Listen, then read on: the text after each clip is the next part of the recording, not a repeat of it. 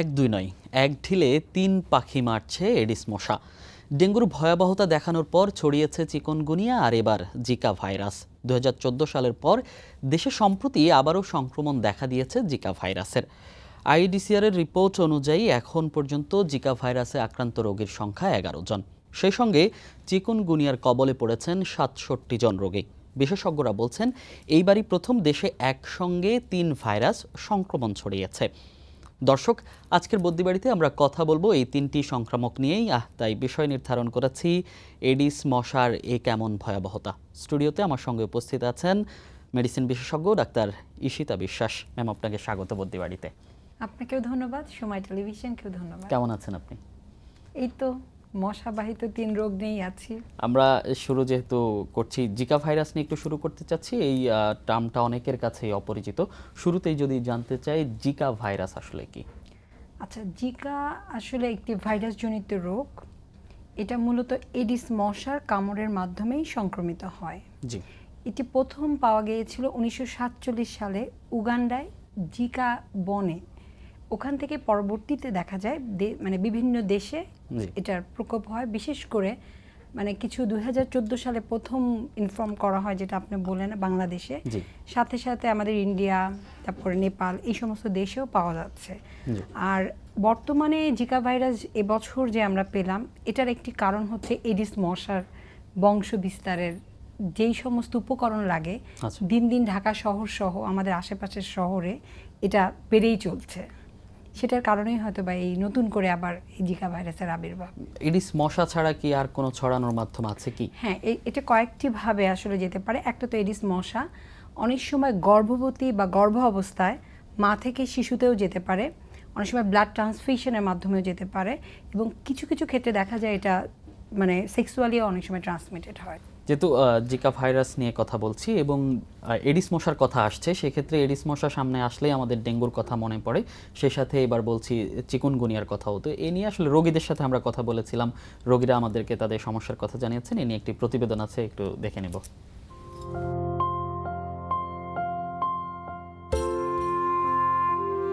হঠাৎ করে অনেক জ্বর এসে কাঁপায়া পরীক্ষা হল থেকে পড়ে গেছে। জ্বর আসলো প্রথমে, পরে আমরা বাসায় চিকিৎসা করে করছি, পরে ধরা বসে ডেঙ্গু। প্লাটিনিট একটু বাড়ছে, আজকে আবার ব্লাড নিচ্ছে। এই পরীক্ষার রিপোর্ট দেখবে, দেখার পরে তারপর ওনারা ডিসিশন দেবে।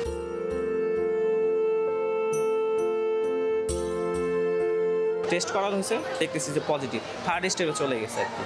তখন আসলে ডক্টর বললো যে না, এটা ১ সপ্তাহ আগে এফেক্টেড, কিন্তু আমরা এটা বুঝতে পারিনি, আর কোনো সিমটমও ছিল না। যখনই র্যাশ প্লাস হচ্ছে আমার মাথা ব্যথা, জ্বর, তখন আমি আসলে এই ডেঙ্গু টেস্ট করতে গেলাম। তো সেখানে যাওয়ার পর দেখলাম যে ডেঙ্গু আমার আসলে নেগেটিভ, কিন্তু ডক্টর বলতেছে এখন ডেঙ্গুর ভেরিয়েন্ট চেঞ্জ হয়েছে।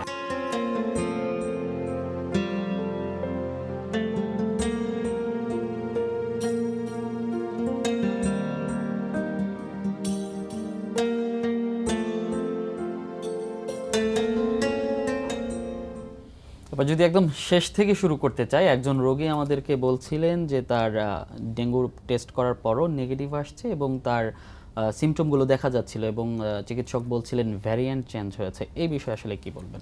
আচ্ছা, অনেক সময় উনি বললেন যে ওনার টেস্ট নেগেটিভ। তো ডেঙ্গুর ক্ষেত্রে আসলে টেস্টটা মানে কত দিনে, জ্বরের কততম দিনে আমরা করছি, এটা খুবই গুরুত্বপূর্ণ। যেমন জ্বর থেকে যদি প্রথম 5 দিন বলি, তাহলে আমরা ডেঙ্গু NS1 করি। কিন্তু জ্বরের 5 দিনের পরে মানে 6 থেকে 7 দিনের দিন যদি করি, সেক্ষেত্রে আমরা ডেঙ্গু IgM এবং IgG করি। এখন যদি আমি 6 দিনের দিন ডেঙ্গু NS1 করি, এটা নেগেটিভ আসতেই পারে। এবং কিছু কিছু ক্ষেত্রে কিন্তু ডেঙ্গু টেস্ট নেগেটিভ হয়েও কিন্তু ডেঙ্গু হতে পারে। আর এছাড়া যেটা বললেন যে অনেক সময় ডেঙ্গুর সাথে চিকুনগুনিয়ার কিছু উপসর্গ কাছাকাছি থাকে, আমাদের পক্ষেও কিন্তু ডিফারেন্সিয়েট করাটা একটু কষ্টকর হয়ে যায়। সেক্ষেত্রে কিন্তু অন্য রোগও হতে পারে, যেমন চিকুনগুনিয়া, এখন নতুন আসছে জিকা ভাইরাস। তবে ডেঙ্গুর কিছু ক্লাসিক্যাল সিমটম আছে, যেমন এদের ক্ষেত্রে প্রচণ্ড মাত্রায় তীব্র মানে উচ্চ মাত্রার একটা জ্বর থাকে, এবং প্রচণ্ড মাংসপেশিতে ব্যথা থাকে, সাথে ব্যাক পেইন থাকে, চোখে ব্যথা থাকতে পারে, এবং রিসেন্টলি দেখা গিয়েছে যে ডেঙ্গুর সাথে কিন্তু ডায়রিয়া হয়, কাশি থাকে। সুতরাং ক্লিনিশিয়ান আসলে সাসপেক্ট করবে যদি তার অনেক বেশি সাসপেশিয়াস থাকে যে ডেঙ্গু, এবং ডেঙ্গুটা কিন্তু আমাদের কমিউনিটিতে মোস্ট কমন। এবং ডেঙ্গুর জন্যই কিন্তু প্রাণঘাতী পর্যন্ত হয়। জি। যেমন জিকার সিমটমগুলো কিন্তু ডেঙ্গুর মতো এতটা প্রকোপ হয় না, সাধারণত মৃদু সিমটম থাকে, অল্প কিছু জ্বর মানে জ্বর থাকতে পারে, চামড়ায় হয়তো বা লাল লাল র্যাশ হতে পারে, চোখ লাল হয়ে যেতে পারে, কনজাংটিভাইটিস হতে পারে। সুতরাং ডেঙ্গুর সিমটমগুলো একটু বেশি মানে অনেক বেশি প্রকট থাকে। সেই ক্ষেত্রে যদি চিকিৎসক মনে করে যে এটা ডেঙ্গু হতে পারে, তার মানে ডেঙ্গু নেগেটিভ হয়েও কিন্তু ডেঙ্গু হতে পারে। এবং যেহেতু ডেঙ্গুতে প্রাণঘাতী বা মৃত্যুর একটা শঙ্কা রয়েছে, সুতরাং ওইভাবেই তাকে চিকিৎসা সাধারণত অনেক সময় আমরা এবং দিয়ে অনেকের জ্বর হয়তো একদিন এসেছে তারপরেই আসলে ভয়াবহ রূপ নিচ্ছে, এটার ক্ষেত্রে আসলে কি করা উচিত? না, অনেক সময় আসলে ভয়াবহতা এটা আসলে কিছু কিছু জিনিসের উপর নির্ভর করে।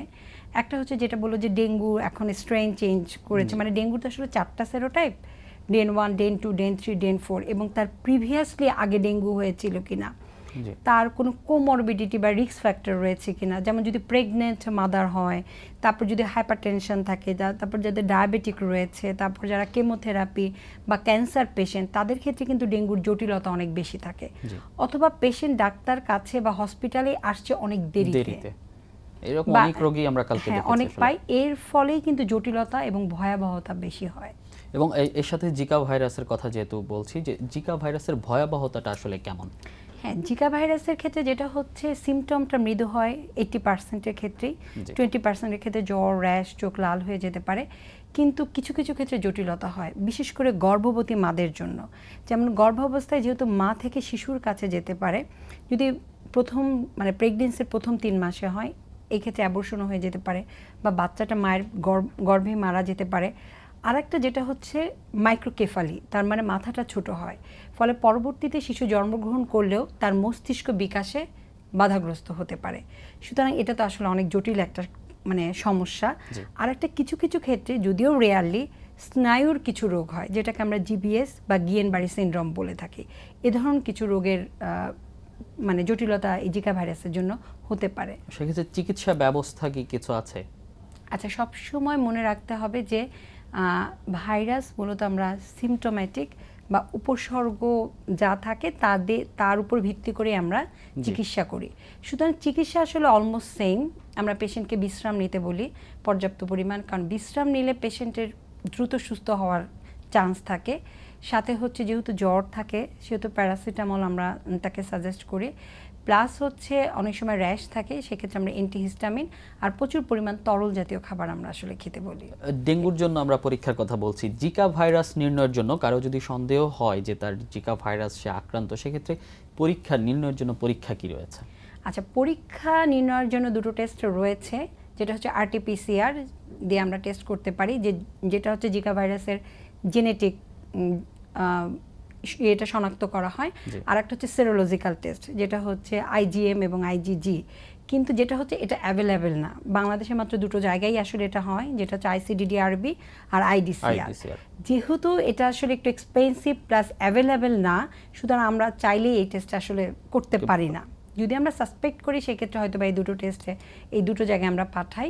কিন্তু ডেঙ্গুর টেস্ট কিন্তু খুবই অ্যাভেলেবেল এবং চিপ, এবং এখন কিন্তু প্রত্যেকটা সরকারি বেসরকারি প্রত্যেকটা হাসপাতালে করা হয় এবং একদম এর মূল্যও মানে নির্ধারিত করা আছে। সুতরাং ডেঙ্গু NS1 আর CBC যদি জ্বরের প্রথম 5 দিনের মধ্যে আসে, আর যদি 5 দিনের পরে হয় তাহলে ডেঙ্গু IgM এবং IgG এবং সাথে CBC করলে আমরা খুব সহজেই ডেঙ্গু ভাইরাসটা। তাহলে এই যে জিকা ভাইরাস থেকে মুক্তি পেতে বা মুক্তি থাকতে এবং এর প্রতিরোধ করতে করণীয় কি? আচ্ছা, করণীয় জিকা ভাইরাস, ডেঙ্গু, তারপর হচ্ছে চিকুনগুনিয়া, এই 3টাই যেহেতু এডিস মশার কামড়ের জন্য হচ্ছে, সুতরাং এদের হাত থেকে এই 3টা ভাইরাসের থেকে রক্ষা পাওয়ার মূল ইয়েটাই হচ্ছে আমাদের সবাইকে সচেতন হতে হবে। এডিস মশা যেন বংশ বিস্তার না করতে পারে, এই বংশ বিস্তার রোধের জন্য যেই সমস্ত ব্যবস্থা নেওয়া দরকার সেই সমস্ত ব্যবস্থা নিতে হবে। এটা ব্যক্তিগত পর্যায়ে নিতে হবে আমাকে, আপনাকে, তারপর হচ্ছে আমাদের বাড়ির আশেপাশে যেই মানে পরিষ্কার পরিচ্ছন্নতা। মূলত এডিস মশা বংশ বিস্তার করেই কিন্তু স্থির পানিতে অথবা জমে থাকা, মানে পানি যেখানে জমে থাকে, সুতরাং কোনো জায়গায় যেন পানি জমে না থাকে সেই দিকে আমাদেরকে সচেতন হতে হবে। বিশেষ করে টায়ার, তারপর হচ্ছে নির্মাণাধীন যে বিল্ডিংগুলো আছে বা ভবন, সেগুলো নিচতলায়, তারপর অনেক সময় ডাবের খোসা, সুতরাং মানে পরিষ্কার পরিচ্ছন্নতা করতে হবে। সাথে সরকারিভাবে উদ্যোগ নিতে হবে।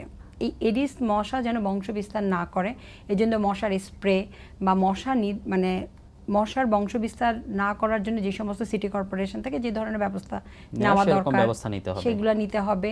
তারপর মিডিয়াকে এগিয়ে আসতে হবে, জনগণকে সচেতন করতে হবে। যদি সম্মিলিত একটা প্রচেষ্টা করা যায় এবং এডিস মশার বংশ বিস্তারকেই যদি আমরা রোধ করতে পারি, তাহলেই কিন্তু সহজে এই 3টি ভাইরাসের হাত থেকে আমরা অর্থাৎ বাঁচতে এই পারি। 3টি ভাইরাস থেকে মুক্ত পেতে হলে এডিস মশা নিধনের কোনো বিকল্প নেই। বিকল্প নেই। এবং আমরা যেহেতু সচেতনতার কথা বলছেন, যে রোগীদের সাথে আমরা কথা বলেছি, অধিকাংশ রোগী এবং সাধারণ মানুষ এখনো জানেন না আসলে জিকা ভাইরাসে কেউ আক্রান্ত হতে পারেন, সেক্ষেত্রে আসলে করণীয় কি আছে? না, সেই ক্ষেত্রে যেহেতু এই জিকা ভাইরাসে যে আপনাদের মাধ্যমে, মিডিয়ার মাধ্যমে এটা আসলে এখন আস্তে আস্তে, এবং জিকা ভাইরাসটা কিন্তু আমাদের জন্য এটা নতুন, জি, আর যেহেতু আসলে এটা মৃদু সিমটম তৈরি করে, আর যখন রুগী 7 দিনের মধ্যেই সাধারণত ভালো হয় এবং টেস্টটা যেহেতু অ্যাভেলেবেল না, সুতরাং এটা আসলে এখনো মানুষের কাছে নতুন। জি। এবং একটা কমিউনিটিতে যখন নতুন আসে তখন ওটা আসলে কতজন মানুষের মধ্যে এটা হয়েছে, এটা আসলে আমাদের কাছে কোনো এক্সাক্ট ডাটা নেই। কিন্তু আস্তে আস্তে এই যে মিডিয়ার মাধ্যমে, তারপর হচ্ছে চিকিৎসকের মাধ্যমে অবশ্যই জানবে। এবং এই ক্ষেত্রে ওই একটাই কথা, যে এডিস মশা বংশ বিস্তারের যেন না করে, এর জন্য সবাইকে সচেতন হতে হবে।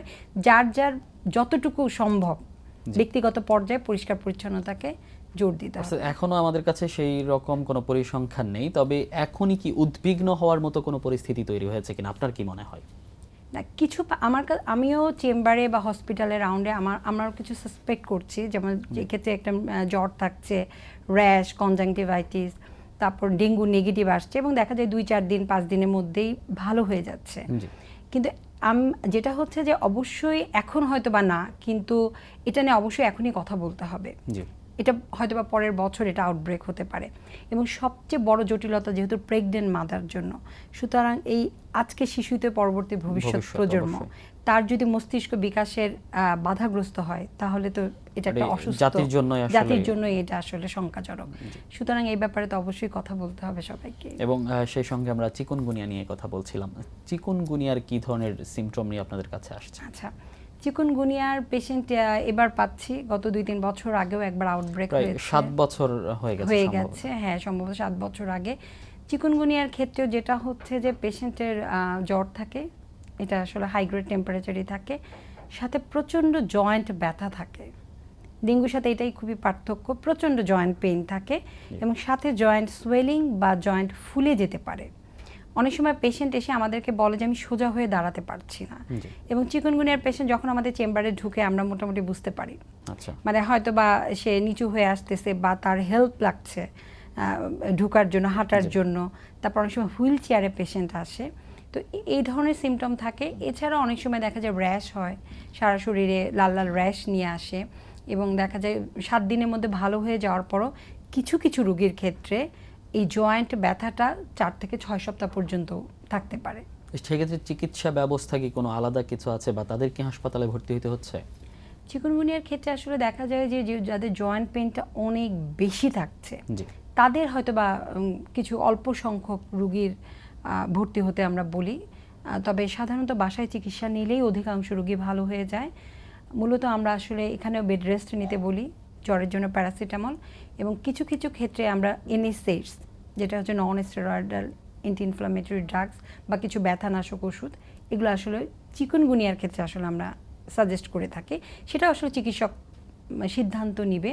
পর্যাপ্ত পরিমাণ তরল জাতীয় খাবার আমরা খেতে বলি এবং সাধারণত 7 দিনের মধ্যেই বেশিরভাগ রোগী ভালো হয়ে যায়। আমরা যেটা বিগত বছরগুলোতে দেখেছি যে এই সময়টাতে, অর্থাৎ নভেম্বর ডিসেম্বর যখন আসে, তখন এই এডিস মশার প্রাদুর্ভাব একটু কমতে থাকে এবং ডেঙ্গুটাও একটু কমতে থাকে। কিন্তু এবার কিন্তু ভিন্ন চিত্র আমরা দেখতে পাচ্ছি। গত নভেম্বর মাসেই সম্ভবত, আমার যদি ভুল না হয়, 173 জনের মতো মানুষ মারা গেছেন। এই যে শেষ পর্যায়ে এসে বা নির্দিষ্ট কোনো সময় থাকছে না, এর আসলে কারণ কি? এটাও আসলে খুব অ্যালার্মিং, কিন্তু কারণ শুরুর দিকে যেটা দেখতাম যে জুলাই থেকে অক্টোবর পর্যন্ত এটার একটা প্রাদুর্ভাব থাকতো, তারপরে উইন্টার সিজনে বা শীতের সময় আসলে এটা কিন্তু কমে যেত, কিন্তু এবার কিন্তু এখনো পাচ্ছি। এবং এটার পিছনের মূল কারণই হচ্ছে এডিস মশার বংশ বিস্তার, এবং ডেঙ্গু কিন্তু এখন সারা বছরই হচ্ছে। সুতরাং এই এডিস মশা বংশ বিস্তার এই জমে থাকা পানিতে যতদিন পর্যন্ত বাড়তেই থাকবে, ততদিন তো আসলে ডেঙ্গু কমানোটা আমাদের জন্য খুবই চ্যালেঞ্জিং। এবং সবসময় মনে রাখতে হবে আমরা কিন্তু মানে উন্নয়নশীল একটি দেশ, ফলে আমাদের কিন্তু সব জায়গায় আমাদের লিমিটেশন রয়েছে। আমাদের চিকিৎসক লিমিটেশন রয়েছে, আমাদের নার্স, আমাদের সব কিছু। সুতরাং মানে যদি আমরা এডিস মশাকে নিয়ন্ত্রণ না করতে পারি তাহলে কিন্তু একটা ভয়াবহ চিত্র আমাদের সমাজে দেখতে হতে পারে। এবং সেই সঙ্গে আপনি বলছেন যে হয়তো সামনের বছর যে হারে চলছে সামনের বছরই হয়তো আউটব্রেক করতে পারে, সেক্ষেত্রে আসলে আমাদের সক্ষমতা কি বা আমাদের করণীয় কি আছে? প্রিভেনশন সবসময় মনে রাখতে হবে, প্রতিরোধই পারে হচ্ছে এই ধরনের অসুস্থতার হাত থেকে আমাদেরকে রক্ষা করা। সুতরাং আমাদেরকে যেন সেই ভয়াবহ চিত্রটা না দেখতে হয়, আমাদের এখনই উচিত সবাইকে সচেতন হওয়া, সবাইকে এগিয়ে আসা, এডিস মশার বংশবিস্তারে প্রতিরোধ গড়ে তোলা। এবং ডেঙ্গুর চিকিৎসায় মৃত্যুর হার আমরা দেখতে পাচ্ছি, সেক্ষেত্রে দিন দিন এটা বেড়েই চলেছে। মৃত্যু হওয়ার সংখ্যাটা কেন বাড়ছে? হ্যাঁ, ডেঙ্গুর ক্ষেত্রে কিন্তু যেটা দেখেছি গত বছর কিন্তু মৃত্যুর সংখ্যাটা 1700। এবছর মনে হয় স্বাস্থ্য অধিদপ্তরের পরিসংখ্যান অনুযায়ী 500 প্লাস। সুতরাং সংখ্যাটা কিন্তু বেশ, এবং আমরা চাইলেই কিন্তু এই মৃত্যুগুলোকে প্রিভেন্ট করা সম্ভব। সুতরাং মূলত আসলে যেটা আমাদের মানে জ্বরের ব্যাপারে না আমাদের দেশের মানুষ সবসময় একটু উদাসীন থাকে। সুতরাং এখন যেহেতু ডেঙ্গুর জন্য মৃত্যু প্রতি বছরই বেড়েই চলছে, সুতরাং এই ব্যাপারে সবাইকে সচেতন হতে হবে। জ্বর 2 থেকে 3 দিনের মধ্যে যদি জ্বর থাকে তাহলে অবশ্যই অবহেলা না করে ডেঙ্গু টেস্টটা করে ফেলতে হবে।